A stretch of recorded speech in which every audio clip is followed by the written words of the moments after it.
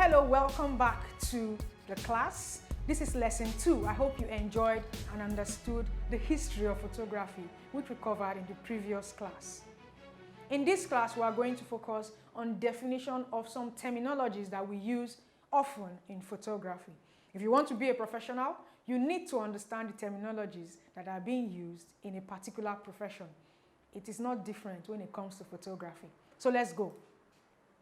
The first word we are going to define is focus.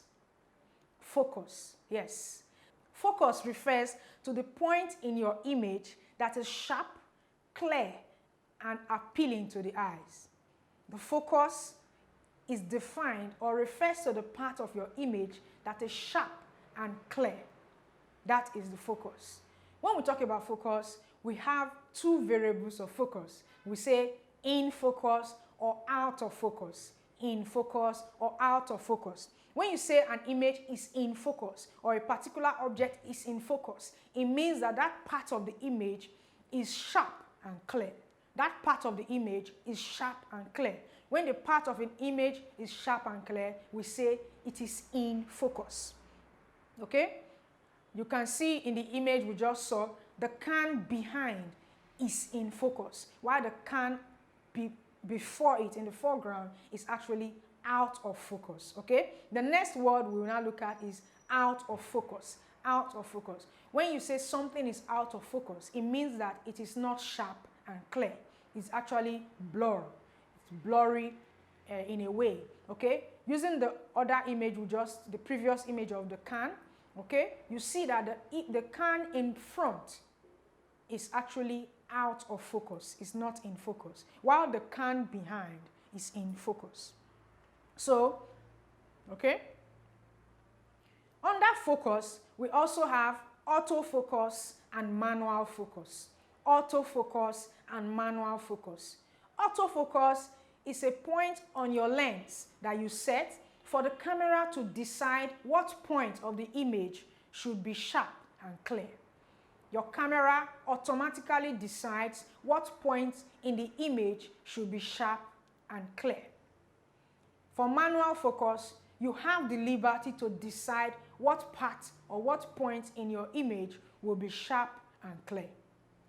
Okay? So we just talked about focus. And in focus, we have image is in focus or out of focus. Okay? Then we also talked about autofocus and manual focus. Autofocus, camera automatically decides what part of the image is sharp and clear. Manual focus, the photographer decides what part of this image is sharp and clear. The next word we're going to define is shutter speed. Shutter speed. Shutter speed is the speed at which you want to take an image. The speed at which an image is taken is known as the shutter speed. The shutter speed is how long the camera mirror is going to stay open for light to come into your camera. Remember, we said photography is writing with light. So the mechanism of the camera works with light, allowing light into this camera sensor to create an image. So the shutter speed determines how fast an image is taken, determines how fast the camera mirror opens and closes. Okay? So the faster the shutter speed, the faster your image is taken. The slower the shutter speed, the slower the image is taken.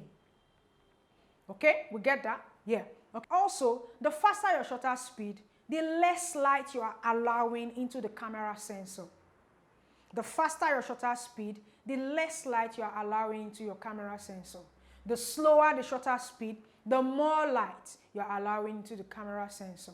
Okay? We get that? Yeah. Because it closes slower, so more light is allowed into the camera sensor.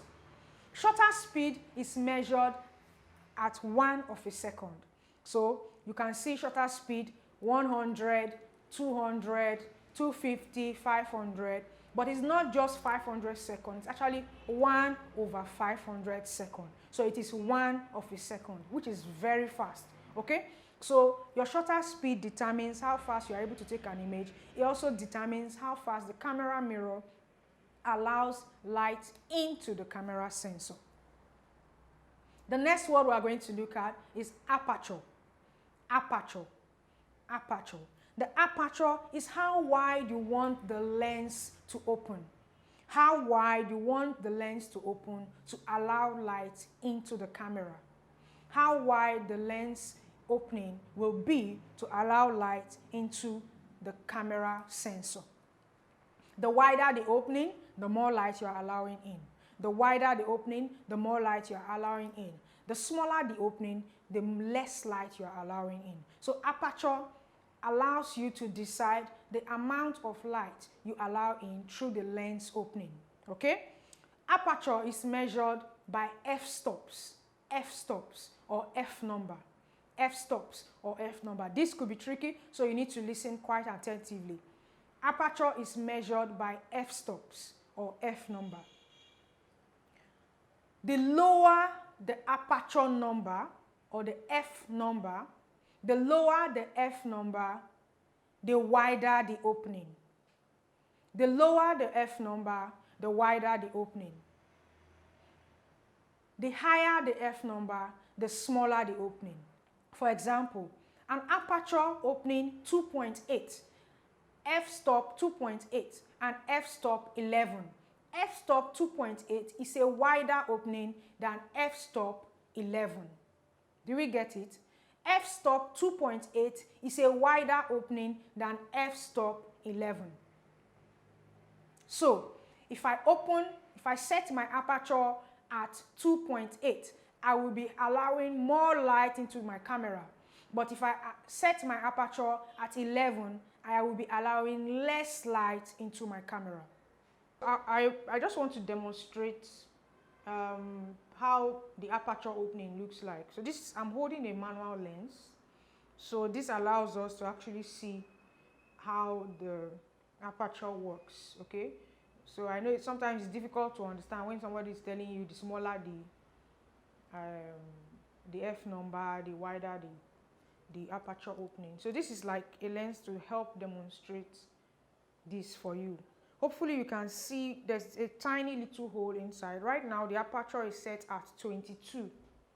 Okay, so at 22 the aperture opening is very small. It allows just a little light in. So I'll now open it up to 11.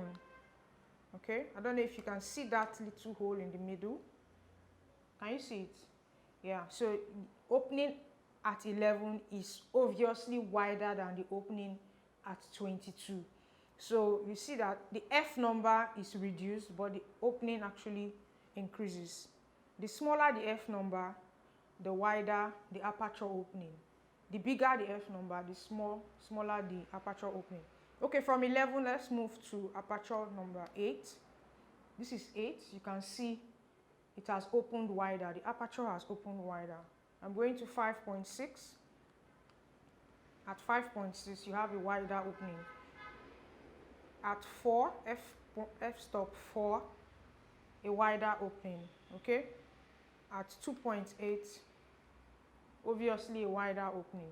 This lens allows aperture opening up to 1.4. So I'm going to go straight to 1.4. That's the widest you can have on this lens. So basically, as you increase the aperture number, you are closing up. So I'm moving from 1.4 to 2, 2.8, 4, 5.6, 8, 11, 16, and then 22. So the higher the f-stop number, the smaller the opening of the aperture. Okay, I hope we understand now. Yep. The next word we are going to define is subject. In photography, when we say subject, we mean the object or person that is of interest in your image. Whatever image you are creating, something is of interest. You are capturing a story, you are telling a story. That subject, that object, or that person is your subject. Okay? The subject is the character or the person, the object that you are trying to tell a story about. The next word we're defining is noise or grains. In photography, when we say an image has noise, it means it has tiny dots, rough dots. Most times this happens because of high ISO.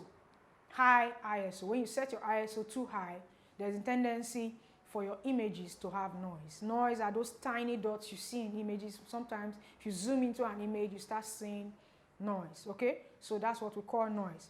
ISO is defined as International Standard Organization.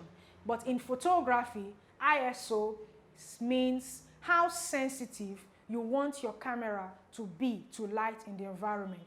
Sensitivity to light. ISO determines the sensitivity to light in the environment. The higher your ISO, the more sensitive your camera is to the light in the environment. The lower the ISO, the more sensitive your camera is. The less sensitive, your camera is to light in the environment. The next word we are going to define is exposure. Exposure. In photography, exposure means the balance between bright and dark in your images. Okay? Remember, we're talking about light. Photography is writing with light. So the balance between how the bright side of your image and the dark side of your image is what we talk about called exposure. So your image can either be correctly exposed, underexposed, or overexposed. Correctly exposed images are images that have a balance between the bright and the dark side of the image. A balance between the bright and the dark side of your image shows that your image is correctly exposed. Underexposed. When an image is underexposed, it means that the dark sides are more. The image has less light, very low amount of light in it. When an image is overexposed, it means there's too much light in that image. This does not stop you from creating any kind of image you want to create. But if you want a correctly exposed image, there has to be a balance between the bright and the dark side of your image. For creative purposes, some people like to have some drama in their image. So some part of the image has to be dark. Okay? That is for creative purpose. But if that's not your purpose, then that must be a mistake. In photography, as a creative person, there is no room for mistakes. Okay? You should be deliberate about what you create. And that's why you are going through this course. Okay? The next word we are going to define is depth of field. Depth of field. Depth of field is defined as the zone of acceptable sharpness within a photograph. Okay? The zone of acceptable sharpness within a photograph that will appear in focus. Okay? So the part of the image you can determine whether you want the foreground or the background to be blurred or to be sharp and in focus. Okay? So depth of field is defined as the zone of an image, that's zone of acceptable sharpness in an image that appears in focus. Okay?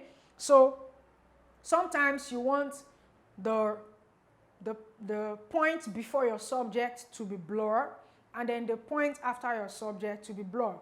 Sometimes you want everything to be sharp and in focus. When everything is sharp and in focus, then you have a large depth of field. But when the foreground and the background are blurred, then you have a low depth of field or a small depth of field. The next word we are going to define is background. Background is simple. Anything behind your subject is the background. Anything behind your subject, after your subject, is the background. The foreground, anything before or in front of your subject, is the foreground. Okay? So these are the words we have picked out to define in this class. As we move on, if I come up with new words, I'm going to make sure I define them before I go on to teach. Okay? I hope you've gotten something new from this lesson where we have been able to define some terminologies in photography. See you in the next class.